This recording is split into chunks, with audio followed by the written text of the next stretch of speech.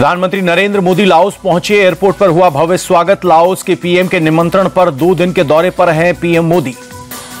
PM Modi ने Laos में भारतीय प्रवासियों से की मुलाकात। होटल डबल ट्री में भारतीय प्रवासियों ने किया स्वागत।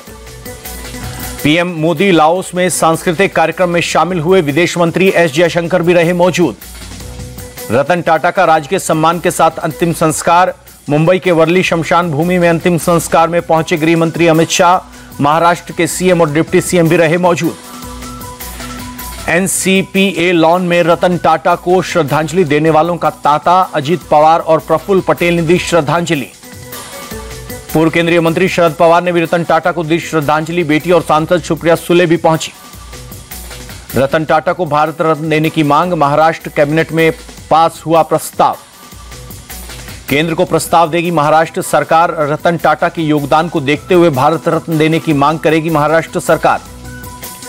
आरबीआई गवर्नर शशिकांत दास ने एनसीपीए लॉन में जाकर रतन टाटा को दी अंतिम श्रद्धांजलि। कहा वे सच्चे दूरदर्शी थे, नैतिकता और कॉरपोरेट प्रशासन में दृढ़ विश्वास रखते थे।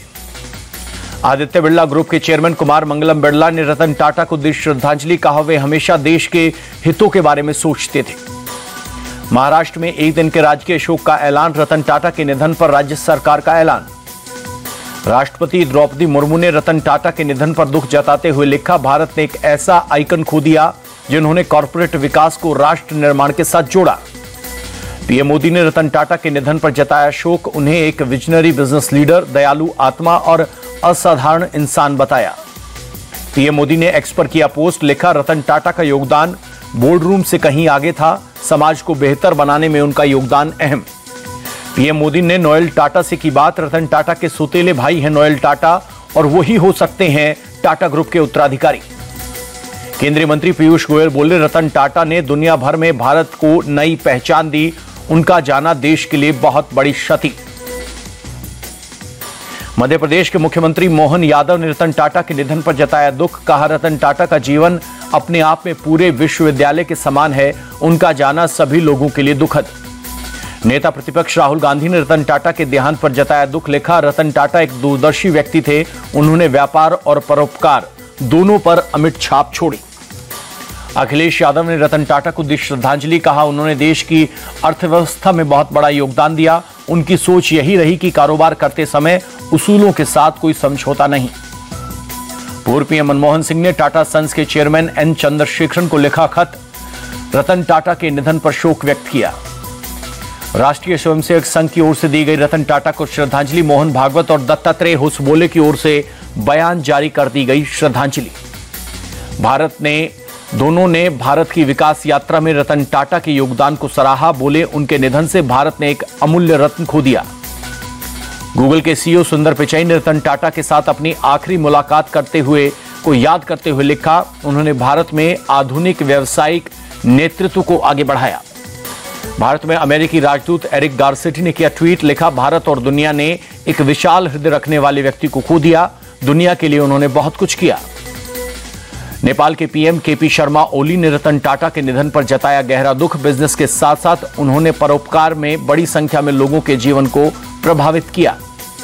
यूपी के अमरोहा में एक चित्रकार ने उद्योगपति रतन टाटा की तस्वीर को दीवार पर उकेरा। कोयले से चित्र बनाकर दी श्रद्धांजलि। हरियाणा में हार को लेकर कांग्रेस अध्यक्ष खड़गे ने की समीक्षा बैठक में राहुल गांधी, अशोक गहलोत, अजय माकन समेत कई नेता शामिल। खड़गे की मीटिंग में कुमारी शैलजा और रणदीप सिंह सुरजेवाला को नहीं बुलाया गया। भूपेंद्र सिंह हुड्डा, उदय भान समेत दूसरे नेता हुए शामिल। पटना में राजद दफ्तर के पास लगा पोस्टर में तेजस्वी को बताया टूटी चोर तो लालू यादव को बताया चारा चोर। पोस्टर में तेजस्वी का नाम बताया गया फेलस्वी यादव।